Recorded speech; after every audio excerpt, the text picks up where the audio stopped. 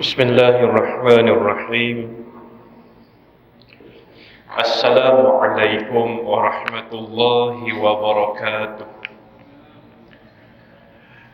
Alhamdulillahilladzi arsala rasulahu bil huda wa dinil haqq liyuzhirahu 'ala ad-dini kullihi walau karihal musyrikun.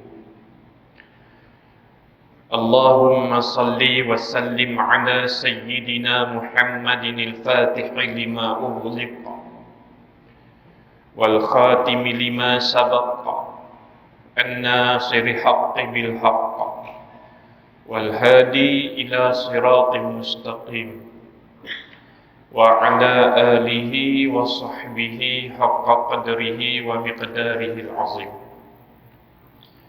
Subhanaka la ilma lana illa ma 'allamtana innaka antal alimul hakim. Rabbi shrah li sadri wa yassir li amri wahlul 'uqdatam min lisani yafqahu qawli. Wa la hawla wa la quwwata illa billahil 'aliyyil 'azim. Wa la hawla wa la quwwata illa billahil 'aliyyil 'azim. ولا حول ولا قوة إلا بالله العلي العظيم. اللهم فقهنا في الدين. Ya Allah, Engkau kurniakanlah kepada kami kefahaman dalam beragama. Wa 'allimna at-ta'wil. Wahai Allah, Engkau jadikanlah kami memahami dan dapat menghayati ilmu Al-Quran. Wahdina siratal siratal mustaqim. Wahai Allah, Engkau pandulah kami, Engkau pimpin dan bimbinglah kami agar kami semua jangan Engkau tinggalkan walau seorang dari kami yang berada di rumah-Mu ini, ya Allah. Engkau pimpinlah kami semua, ya Allah, agar sentiasa berada di atas jalan keredaan-Mu. Engkau pimpinlah kami, ya Allah. Engkau tetapkanlah hati dan diri kami agar sentiasa mengatur setiap derak langkah menuju ke arah kasih sayang-Mu, ya Allah. Ya Allah, mudah-mudahan pada malam ini kami berkumpul di rumah-Mu, ya Allah. Suatu hari nanti kami juga akan berkumpul di syurga-Mu, ya Allah. Amin ya rabbal alamin.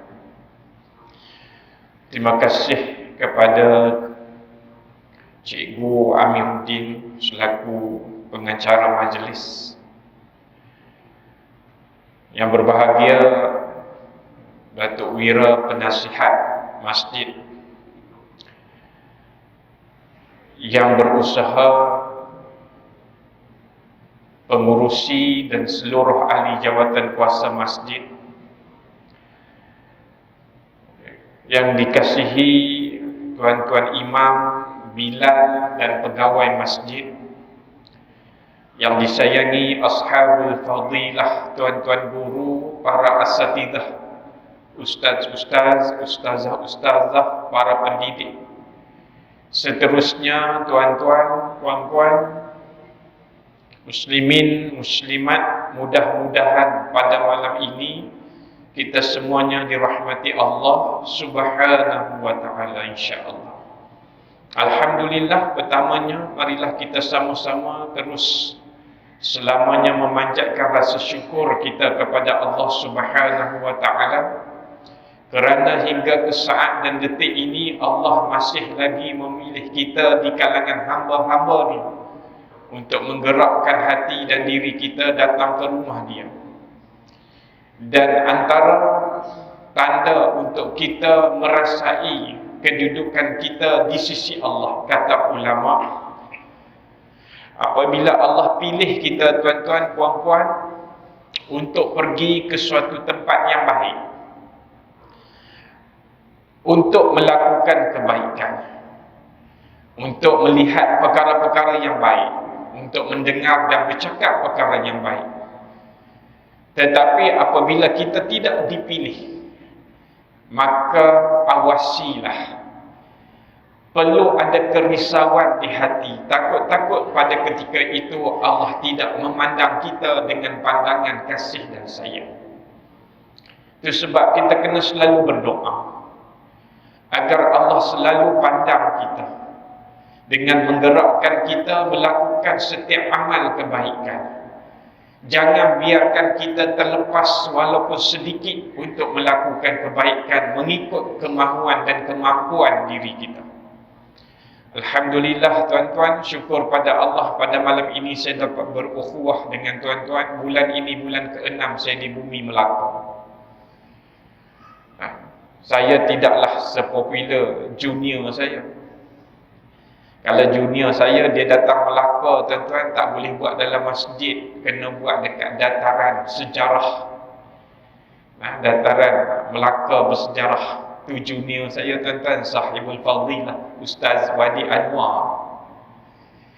Senior setahun daripada dia ni tak popular.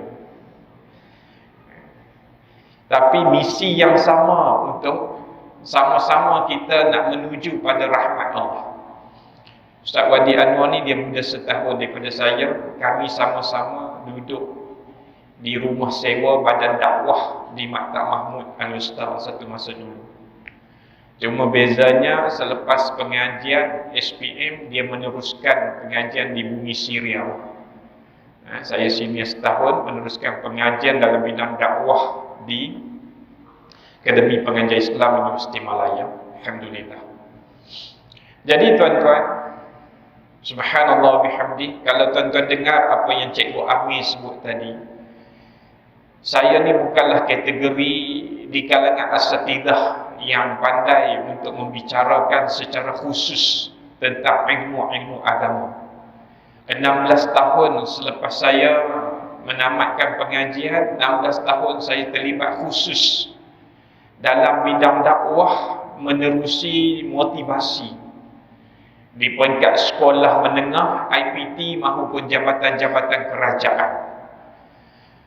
Jadi bila ada ramai ustaz yang boleh membicarakan tentang ilmu akidah, ilmu fiqh, ilmu tasawuf dan sebagainya, saya memilih haluan untuk berdakwah dalam dunia motivasi, mencetuskan action daripada motif yang mana motif tidak lain dan tidak bukan untuk menjadi hamba Allah yang bertakwa.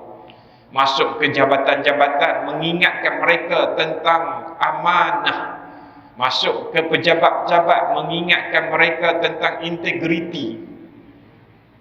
Jadi pada malam ni tuan-tuan, kalau nak membicarakan tentang suatu perjalanan agung yang telah dilalui oleh baginda Rasul sallallahu alaihi wasallam, saya yakin dan percaya mungkin ada ustaz, tuan-tuan guru yang berada di bawah lebih layak untuk bercakap.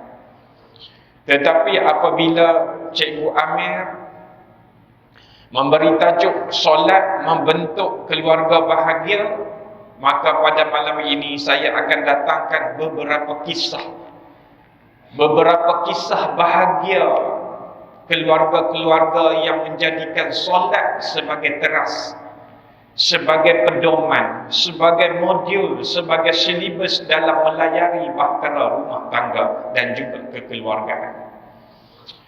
Walau bagaimanapun tuan-tuan, suka untuk kita sama-sama merenungi dan menghayati bagaimana perjalanan agung yang dilalui oleh baginda Rasul sallallahu alaihi wasallam ini telah dirakamkan oleh Allah Subhanahu wa taala di dalam surah Al-Isra pada ayat yang pertama. A'udzu billahi minasyaitonir rajim. Bismillahirrahmanirrahim. Subhanalladzi asra bi'abdihi laylan minal masjidil haram ilal masjidil aqsa alladzi barakna hawlahu linuriyahu min ayatina innahu huwas sami'ul basir. Shadaqallahul azim. Maha suci Allah yang telah memperjalankan hamba-Nya, yakni baginda Rasul sallallahu alaihi wasallam, laila pada suatu malam. Minal Masjidil Haram ila Masjidil Aqsa, daripada Masjidil Haram di bumi Makkah Al-Mukarramah ke Masjidil Aqsa di bumi Palestin, di mana di sekelilinginya dalam perjalanan dan di sekelilinginya perjalanan, yang mana kawasan-kawasan ini adalah kawasan yang penuh dengan keberkatan. Linuriyahu min ayatina, sebagai memperlihatkan sebahagian tanda-tanda kebesaran Allah Subhanahu wa ta'ala. Innahu huwas sami'ul basir, sesungguhnya Dia, yakni Allah, Maha mendengar lagi Maha melihat. Perkara pertama yang ingin saya keluarkan daripada ayat ini ialah perbincangan ulama sebelum kita masuk kepada tajuk. Kenapa di hujung ayat, tuan-tuan, puan-puan, kenapa di hujung ayat Allah menyatakan innahu huwas sami'ul basir, sedangkan sebelum ayat Allah menceritakan tentang kehebatan Dia. Sebelum innahu huwas sami'ul basir, kalau tuan-tuan menghayati dan menghadami ayat tersebut, Allah memperlihatkan kehebatan dan kekuasaan Allah. Kenapa Allah tidak mengakhirkan ayat ini? Contohnya, innallaha ala kulli syai'in qadir, ataupun yang sewaktu dengannya. Tetapi kenapa Allah akhirkan ayat ini dengan innahu huwas sami'ul basir, sesungguhnya Dia, yakni Allah, Maha mendengar, Maha melihat. Seumpama kontra dengan apa yang Allah cerita, kekuasaannya memperjalankan Nabi SAW pada suatu malam daripada Masjidil Haram ke Masjidil Aqsa, yang mana jaraknya kurang lebih 1,200 km. Maka ulama tafsir membincangkan kenapa innahu huwas sami'ul basir, kerana ayat ini adalah ayat yang bukan sekadar nak memberitahu kepada kita berkaitan dengan perjalanan ke atas Nabi sallallahu alaihi wasallam, tetapi yang lebih utama ayat ini untuk melihat sejauh mana keyakinan kita kepada Allah Subhanahu wa ta'ala. Berapa tahun, tuan-tuan? Saya ingat kalau depan saya ni ada yang umur 60. Dah berapa puluh tahun dengar cerita Isra wal Mi'raj. Tetapi innahu huwas sami'ul basir, sesungguhnya Allah, Dia, yakni Allah, nak Maha mendengar, Maha melihat, Maha melihat daripada sejak zaman Rasulullah ketika balik menceritakan apa yang telah dilaluinya. Di sana Allah Maha melihat dan mendengar sejauh mana orang-orang Islam di kalangan para sahabat boleh menerima apa yang dibawa oleh baginda Rasul sallallahu alaihi wasallam hinggalah pada masa sekarang. Tuan-tuan, tidak ada seorang pun yang menyangkal cerita ini. Tetapi keyakinan kita kepada Allah Subhanahu wa ta'ala bukan setakat itu sahaja, tetapi sejauh mana kita menterjemahkan kepercayaan dan keyakinan kita apa yang telah dilalui oleh Nabi, apa yang diterima oleh Nabi. Kita sering bercakap pada Isra wal Mi'raj, Allah bagi solat sejauh mana kita menerima anugerah solat. Kita bercerita bagaimana Rasulullah melihat orang-orang yang berjihad di jalan Allah, ganjaran bagi orang yang bersedekah, infak dan sebagainya. Bagaimana kita mengambil kisah-kisah itu untuk diterjemahkan dalam kehidupan kita. Itu lebih penting, tuan-tuan. Bukan sekadar, tuan-tuan, kita mendengar cerita Isra wal Mi'raj, tahu perjalanan Nabi, melihat bagaimana Nabi dipertontonkan beberapa keadaan umat manusia di syurga ataupun di neraka. Setakat itu habis cerita, balik terus dengan kehidupan biasa. Maka inilah kata ulama, innahu huwas sami'ul basir. Allah Maha melihat, Allah Maha mendengar. Nak melihat dan mendengar hamba-hambanya bagaimana menerima kisah ini dan menterjemahkan dalam kehidupan kita. Itu sebabnya tuan-tuan, dalam peristiwa Isra wal Mi'raj ini dia ada 3 fasa, 3 objektif. Yang digariskan ialah yang pertama tuan-tuan, ini adalah cara Allah nak mengubati kesedihan baginda Rasul sallallahu alaihi wasallam. Apabila 2 orang yang baginda paling sayang, benteng yang akan mempertahankan baginda daripada disentuh oleh orang kafir musyrikin di luar maupun di dalam rumah. Di luar rumah iaitu bapa saudaranya Abu Talib. Di dalam rumah ialah isteri kesayangan Khadijah. Apabila kedua-duanya Allah mengambil pada tahun yang sama, hingga dikenali sebagai Amul Huzni, tahun kesedihan. Tuan-tuan, apa yang kita boleh ambil faham, selagi kita belum diuji, selagi itu kita masih belum layak untuk bercakap kita manusia bertakwa dan beriman. Ketika Nabi diuji dengan kehilangan 2 orang yang dia paling sayang, tuan-tuan, bahasa orang sini panggil down, motivasi down.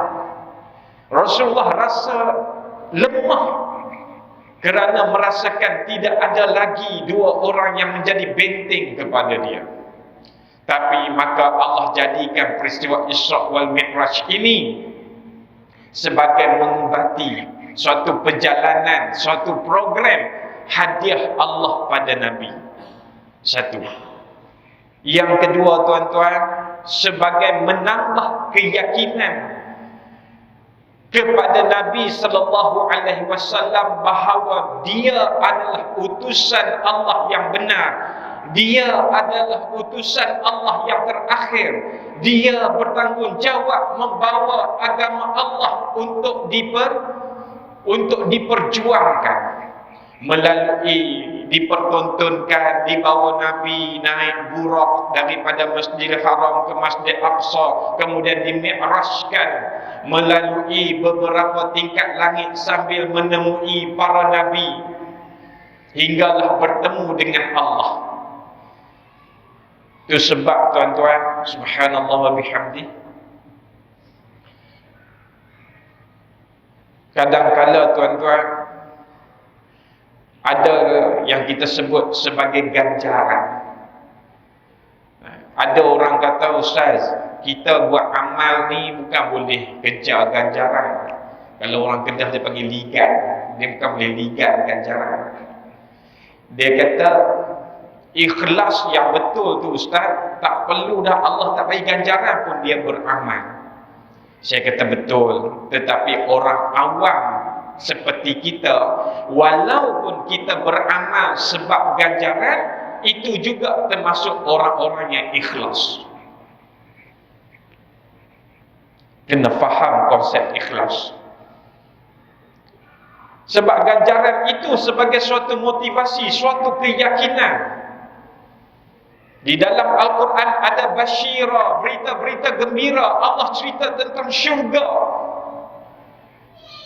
Karena syurga itu boleh mencetus kemahuan kepada kita untuk bergiat bersungguh-sungguh misi hidup untuk akhirat. Apa juga yang kita buat atas dunia ini nampak adalah akhirat. Satu contoh tuan-tuan, seorang tukang cat. Ini kisah benar berlaku di Shah Alam. Seorang tukang cat daripada Indonesia. Sahabat saya tuan-tuan, dia beli rumah. Di sebelahnya ada orang baru duduk, rumah tu baru duduk. Tapi rumah tu dia, orang yang baru beli tu minta seorang Indonesia tolong cat rumah tu. Sahabat saya tengok pekerja Indonesia ni datang seawal pagi. Seawal pagi dia jumpa pekerja Indonesia ini solat subuh di surau berdekatan taman tersebut, kemudian datang seawal pagi untuk laksanakan kerja mengecat. Dalam 2 hari ke 3 hari siap secara elok. Jadi sahabat saya tanya, pemikiran kita bila tengok orang yang bekerja awal pagi lewat petang, pastinya dalam kepala kita, ni mesti nak kerja projek ni banyak lagi ni mesti nak kerja tempat lain pula. Ini yang kita pandang. Tetapi jawapan yang diberi oleh pekerja ataupun tukang cat Indonesia ini, tuan-tuan, subhanallah wa bihamdih, sangat hebat.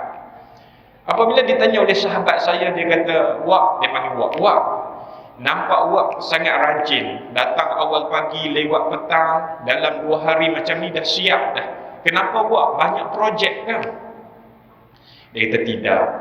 Habis projek ni tak tahu pula projek mana pula. Habis tu kenapa buat nampak bersungguh? Dia kata, saya sedaya mungkin mahu mempersiapkan rumah ini agar tuan rumah ini dapat duduk segera di rumah ini. Dan apabila tuan ini mendirikan solat dalam rumah ini, saya mohon saya turut dapat pahala kerana dia dapat mendirikan solat secepat mungkin dalam rumah ini. Apabila ahli keluarga rumah ini bergembira, hubungan ahli keluarga bergembira, makan bersama, dapat hidup gembira dalam rumah ini, lebih kurang macam tu dia cakap, tuan-tuan, saya mohon agar Tuhan bagi pahala kepada saya kerana saya cepat siapkan rumah ini. Subhanallah wa bihamdih. Tukang cat, tuan-tuan, itu sebabnya Islam agama rahmat tidak pernah meletakkan indikator tertentu untuk menjadi mulia di sisi Allah kecuali indikator takwa. Islam tidak meletakkan indikator kaya untuk jadi takwa. Islam tidak meletakkan indikator mesti berilmu mesti boleh menjadi takwa. Tetapi meletakkan suatu benda asas yang siapa saja boleh dapat asalkan hatinya takwa. Dia kaya kalau takwa, dia tahu bagaimana nak menggunakan kekayaannya untuk mencapai takwa. Kalau dia seorang yang berilmu, dia tahu bagaimana nak menggunakan ilmu dia untuk menjadi takwa. Kalau dia walaupun miskin, dia tahu bagaimana dia boleh cari peluang lain untuk menjadi takwa. Bilal ibn Rabah orangnya tidak handsome, tetapi hebatnya dia masih lagi hidup di atas muka bumi. Tetapi Nabi sallallahu alaihi wasallam telah mendengar suaranya di syurga, ataupun kata riwayat yang lain, tapak kakinya di syurga. Itu sebabnya, tuan-tuan, subhanallah bihamdi, Isra wal Mi'raj nak memberi keyakinan, memberi semangat dan motivasi buat Nabi lebih kuat. Kerana itu ia berlaku sekitar pada tahun ke-10 dan ke-11 atau ke-11 kenabian. Kerana misi Nabi selepas itu lebih kepada memperkasakan umat Islam dengan cara hidup agama. 13 tahun yang pertama akidah, 10 tahun ialah cara hidup agama. Dan yang ketiga, tuan-tuan, kenapa adanya Isra wal Mi'raj, iaitu Allah nak memberi suatu hadiah yang hebat untuk Nabi dan juga umatnya, iaitu anugerah solat. Solat yang asalnya 50 waktu dikurangkan hingga 5 waktu, tetapi ganjarannya umpama 50 waktu. Tuan-tuan, tidak pernah ada hadiah sehebat ini yang diberikan kepada umat-umat Nabi yang lain. Itu tajuk pada malam ini sangat baik untuk kita bincang secara bersama, sekadar berkongsi, untuk memberitahu solat bukanlah suatu benda yang kita nampak 5 waktu semata-mata, 17 rakaat semata-mata. Tetapi jauh lebih daripada itu, solat adalah medium untuk manusia menjadikan hubungan dia dengan Allah semakin akrab. Orang yang merasai kemanisan dalam bersolat, orang ini, tuan-tuan, apa sahaja di sekelilingnya adalah lebih kecil di sisi dia. Saya bagi contoh. Ada seorang pemuda, tuan-tuan, seorang lelaki. Boleh jadi mungkin di kawasan ini mungkin ada orang macam ni. Dia adalah seorang eksekutif sebuah syarikat. Cerita ni cerita berlaku di Sungai Petani, Kedah. Subhanallah wa bihamdih, tuan-tuan, bergaji sekitar 5,000 hingga 6,000. Beliau seorang yang melazimi solat berjamaah. Tetapi akhirnya, tuan-tuan, subhanallah wa bihamdih, dia meletak jawatan kerana merasakan solat berjemaah dia tidak sempurna. Dan bila diceritakan apa yang dia rasa tak sempurna tu, tuan-tuan, ialah kerana waktu solat asar dia tak dapat untuk takbiratul ula bersama imam. Yang tu je. Subhanallah. Kita, tuan-tuan, boleh solat berjemaah pun rasa lain macam. Boleh datang solat berjemaah muhasabah malam ni. Alhamdulillah, hari ni 5 waktu berjemaah. Rasa iman bertengah naik ni. Tuan-tuan, betul lah tu. Al-iman yazid wa yanqus. Bila kita boleh jaga solat berjemaah, itu kedudukan iman kita. Alhamdulillah. Tu pun rasa. Kadang-kadang iblis syaitan, tuan-tuan, dia nak kacau kita ni yang ada dalam masjid ni. Dia bukan kacau untuk, ataupun dia bukan ganggu untuk tuan-tuan tinggalkan amal soleh, tak. Ni kalau bahasanya, kalau dia rempuh, dia lawan, dia kalah. Kalau suruh tinggalkan amal soleh. Tapi apa yang dia buat untuk musnahkan amal kita, ialah dengan datangkan penyakit takabur, dengan datangkan rasa riak, dengan datangkan rasa ujub, berbangga dengan amal yang lakukan, sum'ah, pergi cerita dekat orang amal yang buat, habis. Ini bulan Rejab ni, tuan-tuan, subhanallah bihamdi, ramai orang puasa. Katakanlah tetamu datang rumah petang Khamis. Abang tak duduk makan dengan kami sekali ke? Tak apalah, masa abang makan belum sampai lagi. Oh, abang puasa, alhamdulillah, kita pun senyum, cukup. Tapi iblis takkan biar. Dia datang suatu idea. Kita terus sebut, dah cukup dah tu, okey dah, kita dapat jaga amal kita tu. Terus kita tersebut. Nah, kadang-kadang kita sebut, bukan apa, nak buka puasa rasa sayang je. Selama ni Isnin Khamis tak pernah tinggal, 30 tahun dah duk buat. Tuan-tuan, takut-takut puasa hari itu dan 30 tahun Isnin Khamis tak ada nilai di sisi Allah. Itu tugas dia. Dia bukan suruh tuan-tuan tinggal, tak. Dia takkan boleh buat supaya tuan-tuan tinggal amal soleh. Iblis dia cerdik, ketua malaikat, tuan-tuan. Tapi dia buat bagi macam mana? Asalnya niat kerana Allah. Di pertengahan itu, bila ada takabur, bila ada riak, bila ada ujub, bila ada sum'ah, habis amalan kita. Goreng, bawa kereta masuk, nampak orang yang masih lagi tak pergi masjid. Astaghfirullahalazim, apalah nak jadi. Nah, umur lebih kurang sebaya dengan aku, tapi masih sibuk dekat kedai kopi. Kenapa kita bercakap macam tu? Sebab kita merasa kita lebih baik daripada dia. Habis tu ustaz, nak ganti dengan ucapan macam mana? Tengok, ya Allah, berilah hidayah padaku dan pada saudaraku supaya kembali kepada agama. Ganti dengan doa. Subhanallah. Tuan-tuan, sikit aja dia pak, tuan-tuan, dia seronok, habis kepenatan kita. Cik nak, malam tadi hujan ya? Mana tahu hujan. Yalah, malam tadi saya bangun solat tahajud. Tu yang tahu hujan. Habis. Tuan-tuan jangan main, tuan-tuan, puan-puan. Kadang-kadang kita nak bercerita. Tapi Ustaz, kalau orang lain bercerita tentang kita, bukan saya tak bercerita, tapi orang lain tahu saya buat ni, mereka bercerita, tak ada isu. Biar mereka bercerita.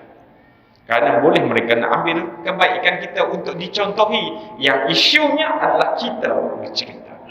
Kerana tuan-tuan, tidak ada seorang pun daripada kita yang mampu untuk mengawal hati. Bukan senang. Mujahadahnya sangat susah.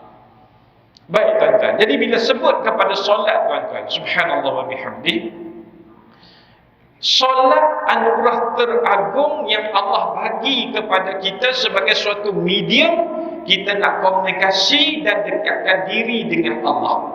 Bahkan dalam suatu hadis Nabi menyebut, sesungguhnya Allah tidak mewajibkan sesuatu yang lebih utama daripada at-tauhid dan ibadah solat. Jika sekiranya ada sesuatu yang lebih utama daripada kedua-duanya, iaitu mengenal Allah dan solat, pasti ia juga akan difardukan ke atas malaikat. Sedangkan malaikat itu sebahagiannya sedang rukuk dan sebahagiannya sedang sujud selama-lamanya kepada Allah. Tanda kata bersolat itu adalah suatu ibadah yang sangat besar. Jadi tuan-tuan yang dirahmati Allah sekalian, sebelum kita masuk membicarakan tentang bagaimana solat itu boleh bentuk keluarga bahagia, kita kena faham dulu tentang kepentingan solat.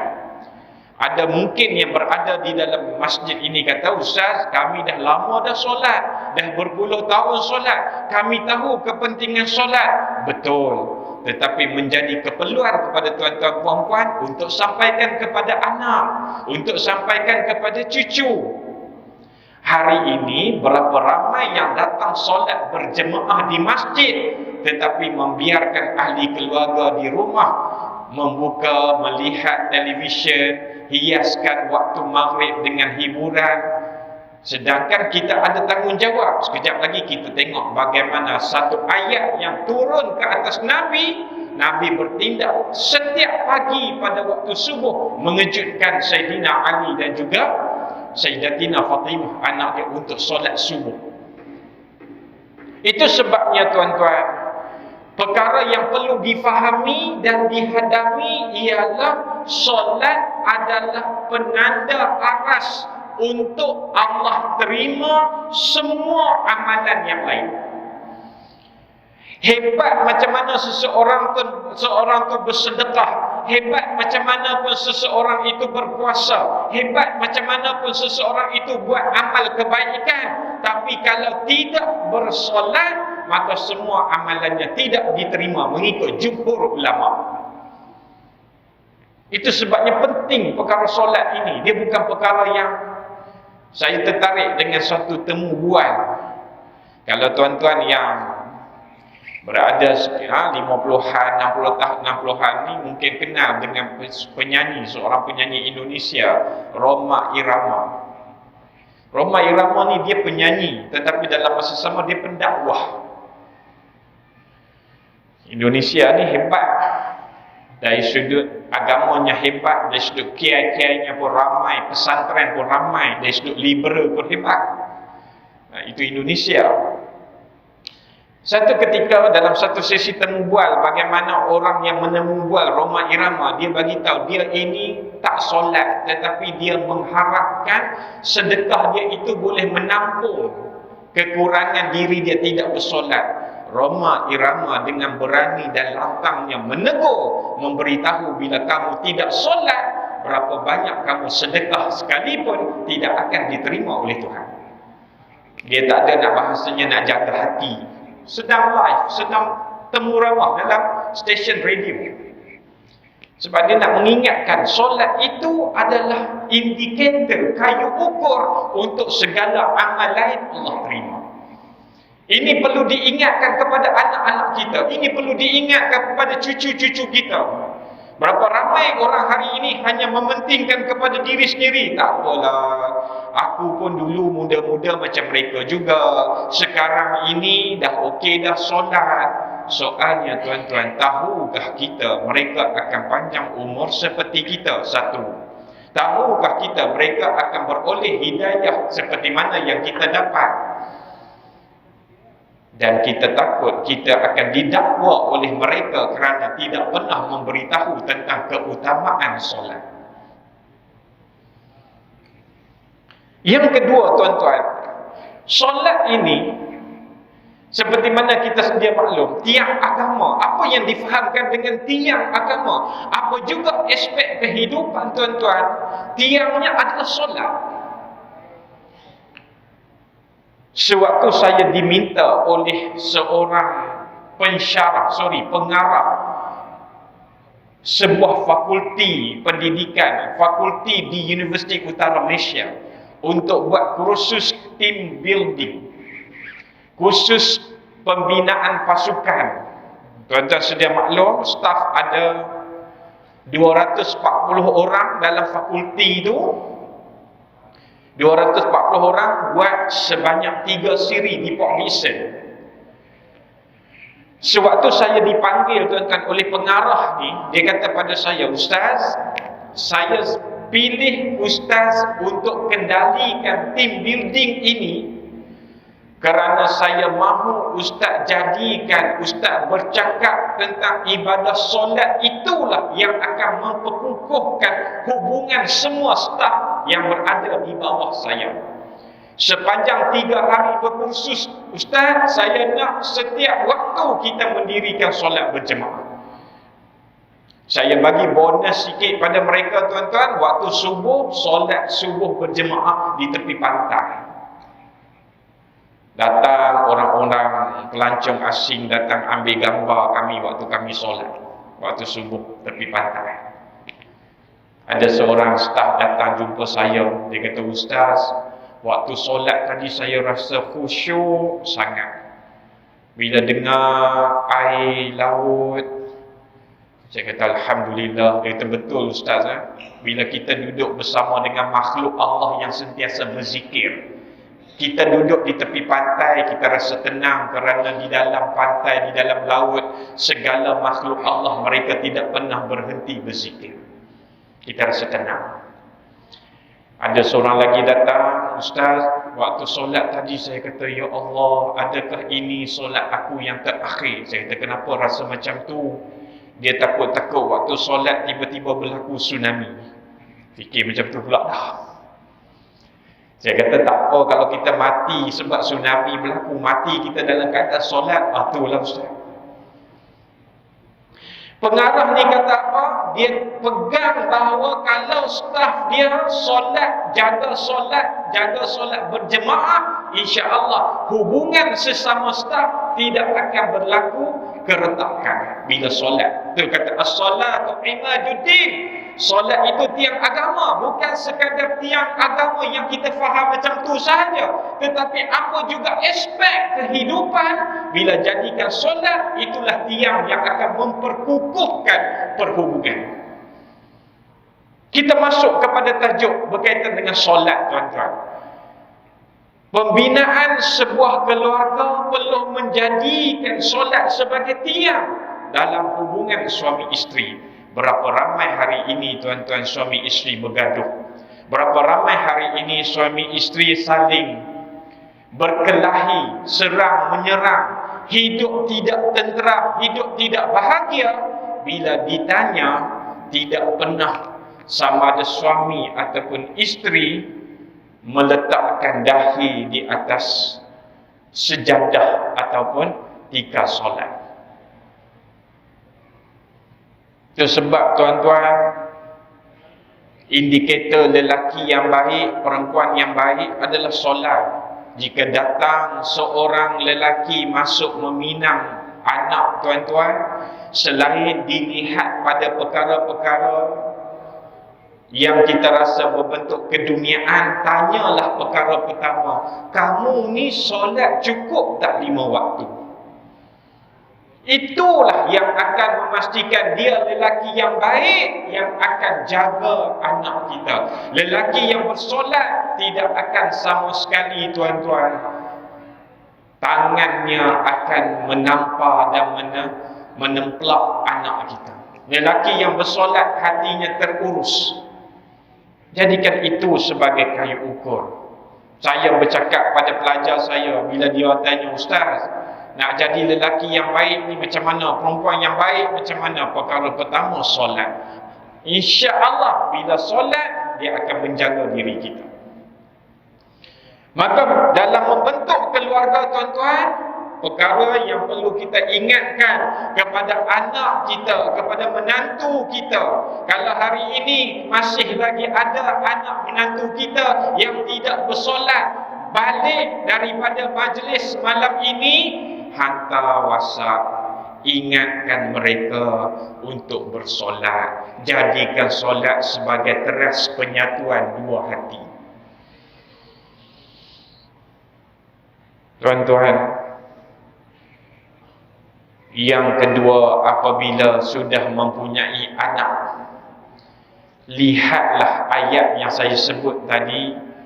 Bila turunnya ayat ini, tuan-tuan, a'udzubillahi minasyaitonir rajim, wa'mur ahlaka bis-shalah wastabir 'alaiha. Ayat dalam surah Taha yang bermaksud wa'mur ahlaka bis-shalah, suruhlah ahli keluargamu dan umatmu bersolat, wastabir 'alaiha, dan bersabarlah dalam mendirikannya. Bukan senang, tuan-tuan. Maka bila turun ayat ini, Imam Al-Qurtubi rahimahullah menyebut, bila turun ayat ini, Rasulullah sallallahu alaihi wasallam akan pergi ke rumah menantunya Sayyidina Ali dan juga anak perempuannya Sayyidatina Fatimah, mengejutkan mereka untuk solat subuh. Tuan-tuan, Sayyidina Ali dan Sayyidatina Fatimah bukan macam kita, tetapi Rasulullah mengambil tanggungjawab bila turun ayat ini. Wa'mur, suatu perintah, suruhlah. Berapa ramai di kalangan kita yang hari ini suruh ahli keluarga kita solat. Saya ambil contoh. Berapa ramai yang kita hari ini apabila anak menantu kita balik ke rumah, kita kejutkan mereka untuk solat subuh. Kita ingatkan mereka tentang solat. Suka saya bawa satu cerita yang pernah diceritakan oleh almarhum Dr. Jamnul Azhar Haji Mulkan. Dia baru meninggal dunia tak silap saya tahun lepas atau 2 tahun lepas. Seorang doktor yang hebat mengaitkan Al-Quran dan sains di sebelah utara. Dia memberitahu apabila mereka, keluarga mereka, tuan-tuan, adik-beradiknya semua keluaran Al-Azhar. Tetapi setiap kali balik ke kampung, almarhum Haji Mulkan, ayahnya, setiap pagi sebelum nak pergi solat subuh dekat masjid, akan bawa tongkat. Dia ada tongkat lah, dia bawa. Orang tua, tuan-tuan, ada tongkat.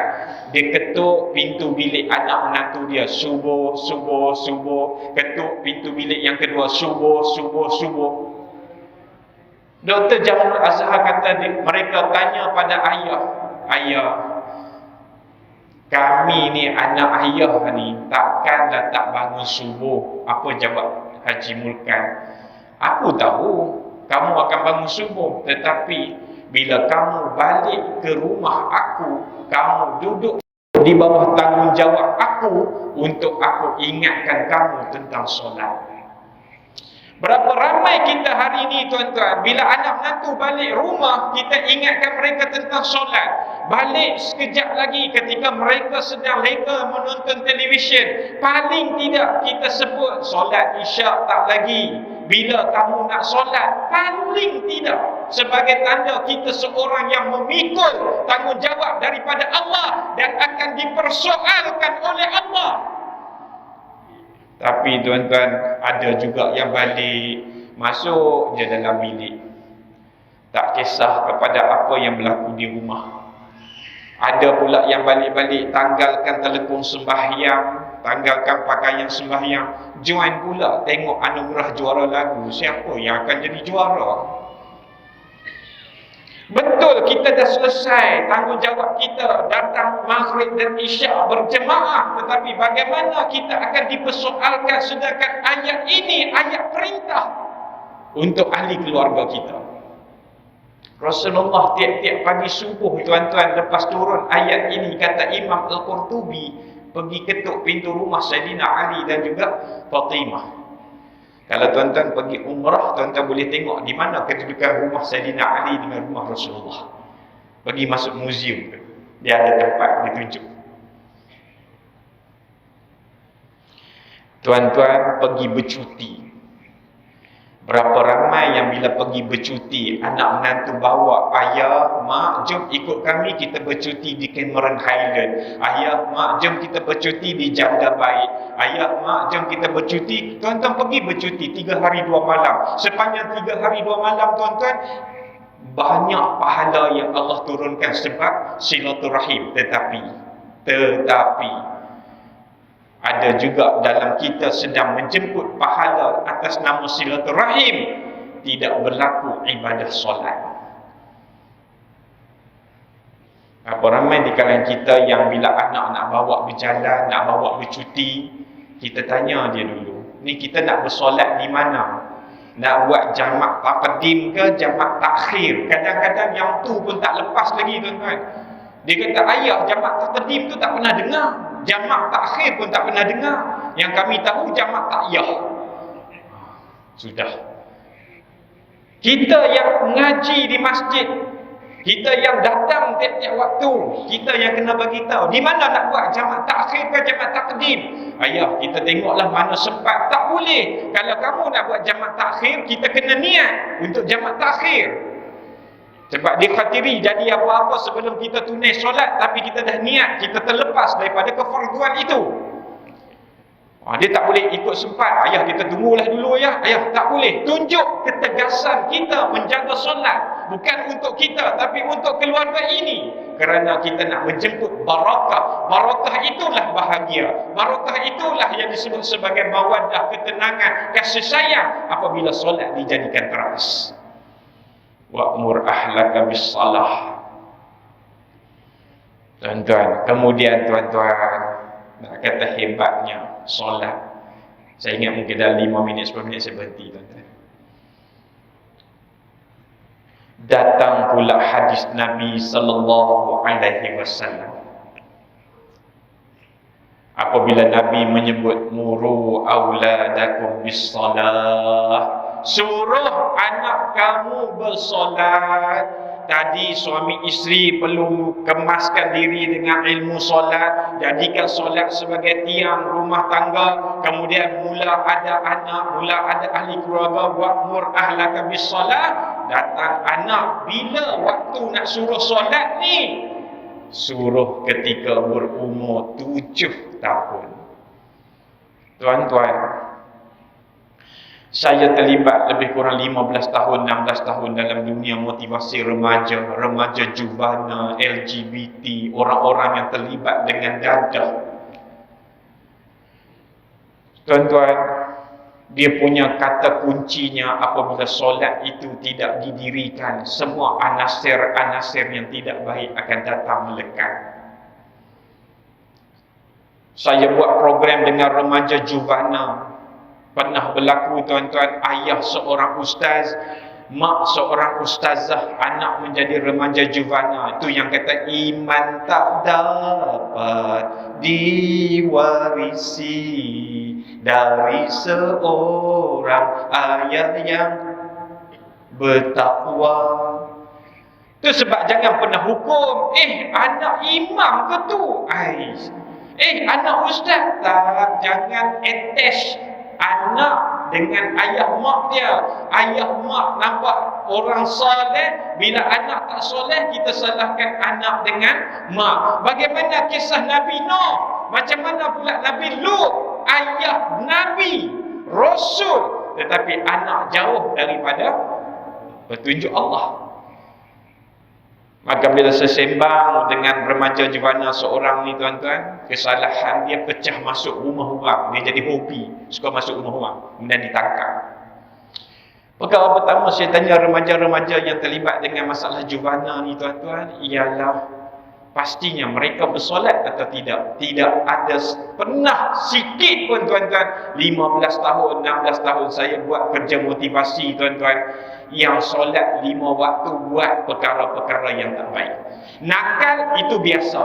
Setakat tak datang sekolah, ikut kawan lompat pagar, itu biasa. Walaupun dia bersolat. Tapi buat perkara-perkara yang memalukan, buat perkara-perkara yang ditegah jelas-jelas oleh agama, cek tak solat. Saya buat sedikit analisa interview mak-mak rempit di Dataran Merdeka ketika saya belajar. Seorang pun tak sempurna solat. Ada yang penuh bangga sebut dia solat seminggu sekali, solat Jumaat. Kawan dia gelak, tengok dia bagus 30 hari tapi sebulan Ramadan je.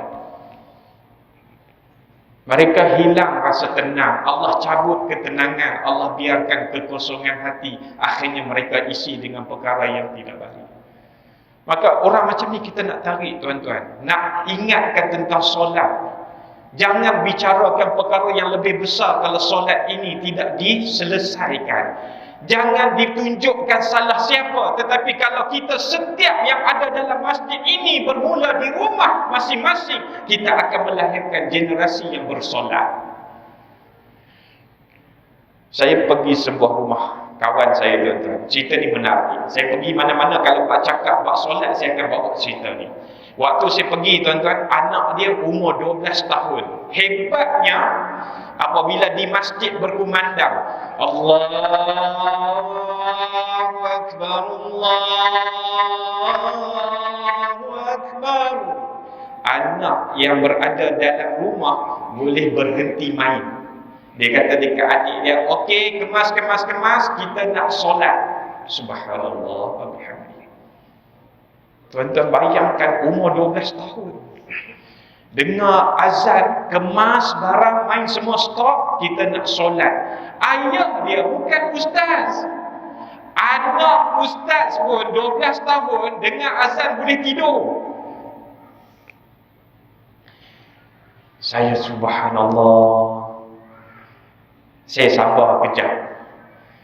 Terus sahabat saya tanya, Man, saya lebih dikenal sebagai Rosman, tuan-tuan. Dia tanya, Man, nak solat dulu ke nak makan? Saya kata dah azan ni kita solat kan. Dia kata kita solat berjemaah di rumah lah. Saya kata okey je, saya kata. So lepas solat, anak dia solat apa semua, waktu makan tuan-tuan, yang ni saya ambil peluang. Saya bertanya pada dia, nama dia Azrul. Orang Kedah di nama Azrul, dia panggil Un. Azrul dia panggil Un. Saya kata, Un, aku nak tanya lah. Macam mana kau buat didik anak engkau umur 12 tahun dengar azan boleh berhenti untuk solat? Kau buat macam mana? Dia kata, aku buat yang Nabi suruh buat aja. Dia kata, aku buat apa yang Nabi suruh buat. Saya waktu tu tuan-tuan tak terfikir Nabi suruh buat apa kita sedang fikir benda-benda yang besar. Adakah hadis yang aku tak tahu? Macam tu seolah-olahnya. Adakah benda yang Nabi suruh aku tak tahu? Saya tanya sekali lagi. Nabi suruh buat apa kan? Subhanallah bihamdih. Dia kata, takkan tak tahu. Bukankah Nabi kata, suruhlah anakmu bersolat ketika berumur 7 tahun? Saya kata, yang tu, itu je aku buat. Anak aku umur 7 tahun, aku dah mula suruh solat. Ingatkan mereka tentang solat. Suruh mereka solat walaupun tak sempurna. Walaupun rukuk mereka tidak sempurna, sujud mereka tidak sempurna, tamak ninah ke laut, tak apa. Yang penting mereka tahu, ini subuh, ini zuhur, ini asar, ini maghrib, ini isyak. Dan akhirnya solat itu dibina dan terpasang kukuh dalam diri setiap anak. Dengar bunyi azan berhenti solat. Itu fasa lepas tu dia kata. Mula-mula fasa bina solat dulu. Tak solat awal waktu pun tak apa lagi, bina solat dulu. Saya kata, mencabar tak? Dia kata, mana mungkin tak ada cabaran nak suruh anak. Siapa yang ada anak cucu 7 tahun boleh tahulah macam mana. Ingat, senang nak suruh dia solat. Dia cerita satu kisah, tuan-tuan. Saya nak bawa kisah ni. Ketika anak dia umur 8 tahun balik di petang daripada padang bola sambil terhencut-hencut, kaki jalan terhencut-hencut sakit. Dia tanya anak dia, abang, anak sulung dia yang umur 12 tahun tu, abang, kaki abang kenapa? Kaki abang sakit. Akal budak. Ni yang dia cerita, saya ceritakan balik pada tuan-tuan. Kaki abang sakit. Sakit, kenapa? Kawan pijak tadi kat padang. Oh, abah tengok. Ayah yang baik, datang ayah penyayang, tengok, letak minyak sikit. Okey tak abang? Okey dah. Dah lega dah? Dah lega. Tak sakit dah? Tak sakit. Okey, abang pergi mandi, kita nak solat maghrib. Tapi bah, kaki abang sakit balik. Sakit pula. Akal budak. Tadi kan kata lega dah, tak, sakit balik. Tak apa, abang pergi mandi dulu, kemudian tunggu kejap, nanti lega lah lepas mandi tu. Lepas tu kita solat. Tapi bah, kaki abang sakit. Dia sedang menanti satu jawapan. Tak apa, abang kaki sakit kan, hari ini tak perlu solat. Nanti kaki dah lega baru solat. Dia tunggu jawapan tu. Tapi abah maintain iman abah tu. Abah kata tak apa, pergi mandi. Nanti kalau tak boleh solat berdiri, abah ajar solat duduk. Hebat abah ni, anak umur 8 tahun. Tapi bah, kaki abah sakit. Dia ulang pula dah. Last abah yang berlembut ni kata, abang, pergi mandi. Masuk pergi tak mandi. Waktu mandi tuan-tuan, air lepas belakang. Zoom. Marah pada abah sebab suruh solat. Lepas mandi, abah kata apa? Kawan saya kata, siap, ikut abah pergi surau. Tak mau, nak solat kat rumah. Solat kat rumah. Abah tak biar macam tu saja. Kan ada penolong abah, mak tu penolong. Tengok anak, dia solat ke tak? Balik pada surau, sahabat saya kata apa? Isteri dia beritahu, anak solat macam Atromen lah. Punya marah ke abah. Air mata berjuru. Tetapi mesej yang sangat jelas. Apapun yang berlaku, kamu kena bersolat. Hari ini kadang-kadang suami nak tegas tentang solat. Isteri pula, alah bang, kecil lagi, baru umur 12. Alah bang, kecil lagi, kesian dah. Setiap pagi sekolah dah bangun awal. Cuti-cuti ni lah nak tidur lebih. Muda lagi tu, baru umur 15. Tuan-tuan, kemudian kita terfikir, kenapa anak kita banyak melakukan perkara-perkara yang mencari akhlak? Kerana tidak ada filter solat dalam diri dia, dia mudah terdedah untuk buat perkara-perkara yang tak baik. Itu yang kedua. Dan yang terakhir untuk malam ni tuan-tuan, apabila tuan-tuan berjaya bina solat, alhamdulillah, dalam keluarga. Yang ketiga, carilah satu waktu untuk tuan-tuan dirikan solat berjamaah dengan ahli keluarga. Tapi Ustaz, saya sekarang ni bawa satu keluarga datang ke rumah, datang ke masjid, alhamdulillah.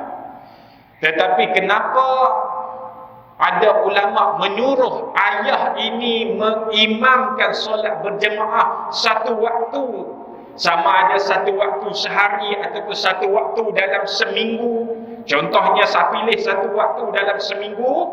Imam kita jadi imam, anak kita, isteri kita jadi makmum. Kerana inilah ikatan paling utuh dan kukuh yang kita sedang bina.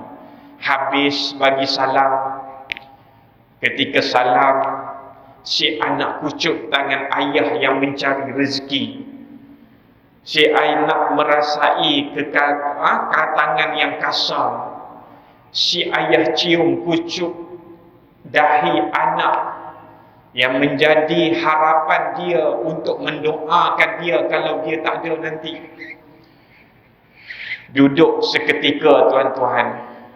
boleh bersembang. Walaupun tuan-tuan tak perlulah, ada yang kata, ustaz, kita kena baca buku tazkirah, baca hadis, kena bagi taklim.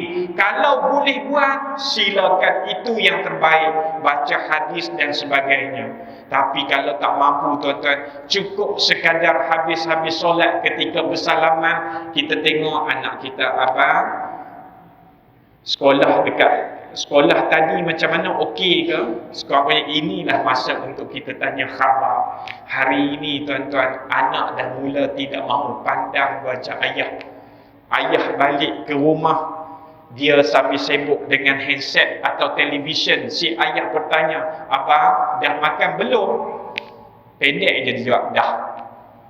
Kalau tak makan ni, belum. Tak tengok pun muka ayah. Kerana apa? Ayah tidak membina suatu masa untuk saling melihat wajah antara satu sama lain. Solat berjemaah peluang untuk kita tatap wajah anak kita. Anak tengok wajah tua ayah yang semakin dimamah usia. Itu sebab tuan-tuan, barat tuan-tuan, dia meletakkan 3 kunci untuk bina keluarga bahagia. Ni barat tuan-tuan. Tapi barat tak menafikan ada satu perkara yang sebenarnya orang Islam dah lama buat, iaitu dipanggil 3PT. PT bukan pembantu takbir tuan-tuan. PT yang pertama, dia kata perlu plan together. Dalam keluarga ni nak buat apa, kena plan sama-sama, rancang sama-sama, nak makan kat mana sama-sama. Okey, tak apalah.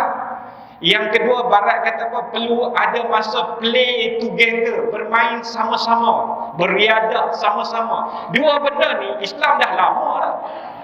Dan satu yang barat letak tuan-tuan, yang mereka perlu akui, Islam dah lama meletakkan perkara ini dalam keluarga, iaitu pray together, beribadah secara bersama. Soalnya tuan-tuan, kita buat ataupun tidak. Last kita solat berjemaah bila? Dengan suami, dengan isteri dan anak-anak kita. Tapi ustaz, saya tak boleh ustaz jadi imam. Kenapa?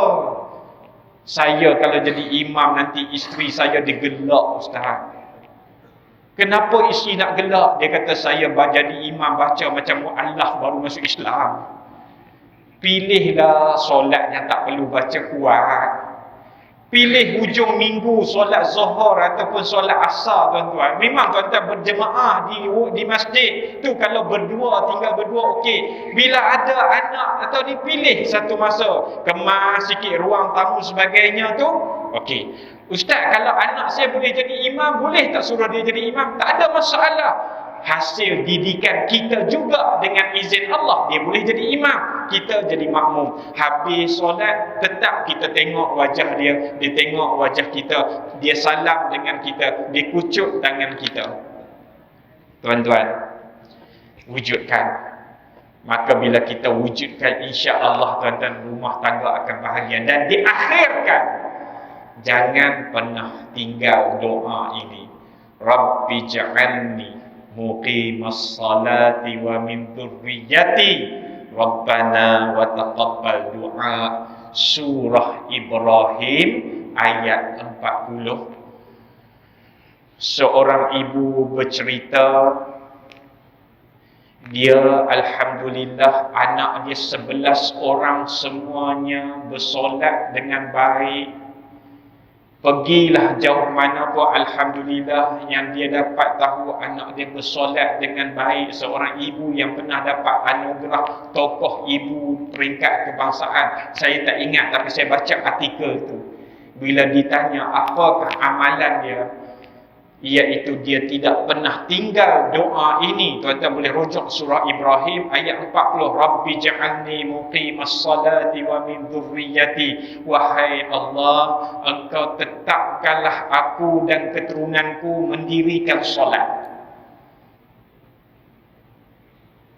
Dia baca setiap kali sujud yang terakhir, dia baca doa supaya anak dia pergi jauh mana pun, apa jurusan yang anak dia belajar pun, anak dia istiqamah dengan solat. Subhanallah bihamdi. Ini antara resipi tuan-tuan, petua ataupun amalan yang tidak bercanggah.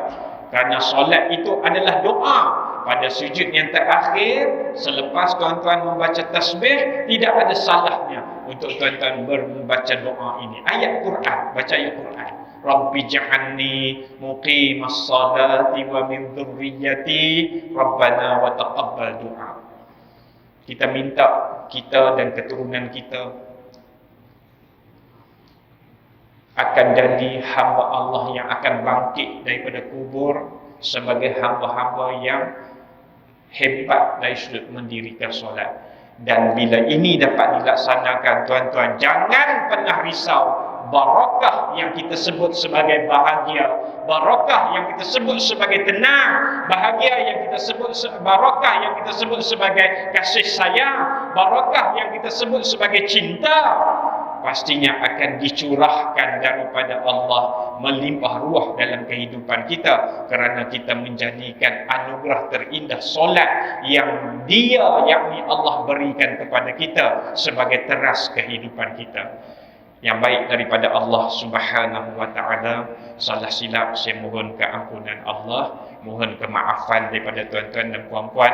Mudah-mudahan ada manfaatnya daripada perkongsian malam ini. Mudah-mudahan kita semua, saya dan kita semua tuan-tuan, akan jadi manusia-manusia yang akan menjaga solat. Bukan setakat mendirikan solat, tetapi menjaga solat. Bukan setakat diri kita sahaja, tetapi setiap daripada ahli keluarga kita dan keturunan kita. Biarlah kita pergi bertemu dengan Allah. Nanti kita keluar daripada kubur, pergi berbondong-bondong bertemu dengan Allah dalam keadaan kita bersama ahli keluarga kita yang mendirikan solat dan juga mematuhi perintah-perintah Allah yang lain, insya-Allah. Amin ya rabbal alamin. Aqulu qawli hadza wa astaghfirullahal azim li wa lakum. Jazakumullah khairal jazak kepada jawatan kuasa masjid yang menjemput saya pada malam ini. Assalamualaikum warahmatullahi wabarakatuh.